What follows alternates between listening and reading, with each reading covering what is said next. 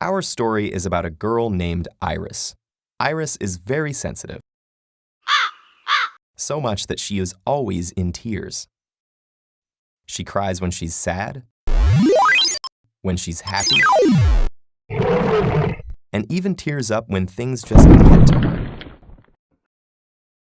She has special lacrimal glands to make new tears and special tubes called lacrimal puncta to drain old ones away.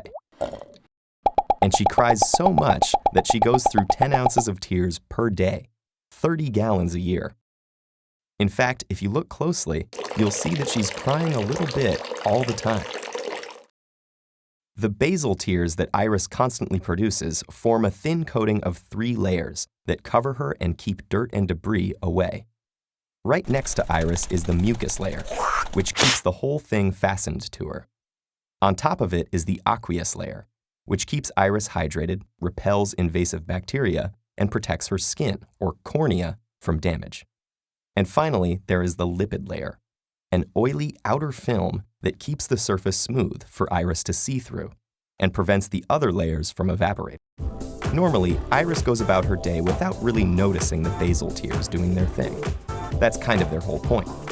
But one day, she meets a girl named Onion. Iris is immediately smitten. Onion looks gorgeous in her bright purple jacket, and she smells terrific. So Iris invites Onion to her house for dinner. But when she comes in and takes off her jacket, something terrible happens. You see, when Onion's jacket is removed, a chemical reaction happens, converting the sulfoxides that made her smell so great into sulfenic acid, which then becomes a nasty substance with a long name: synpropanethiol S-oxide. The gas stings Iris, and suddenly she can't help it. She starts weeping uncontrollably. These reflex tears are different from the basal tears that Iris is used to. Because they're designed to wash away harmful substances or particles, they're released in much larger amounts, and their aqueous layer contains more antibodies to stop any microorganisms that may be trying to get in as well. Both Iris and Onion are devastated. They know they can't continue their relationship if Iris is going to hurt and cry every time Onion takes off her jacket, so they decide to break up. As Onion walks out the door, Iris stops crying and immediately starts again. Only now she's not crying reflex tears, but emotional tears. When someone is either too sad or too happy, it feels like a loss of control, which can be dangerous. So emotional tears are sent in to stabilize the mood as quickly as possible, along with other physical reactions such as an increased heart rate and slower breathing.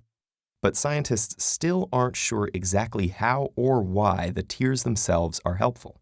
They may be a social mechanism to elicit sympathy or show submission. But some studies have also found that emotional tears contain higher levels of stress hormones, such as ACTH and enkephalin, an endorphin and natural painkiller. In this case, emotional tears are also directly calming Iris down, as well as signaling her emotional state to others. Sorry things didn't work out with Onion, Iris, but don't worry. As long as you have all 3 kinds of tears working to keep you balanced and healthy, it will get better. You'll see.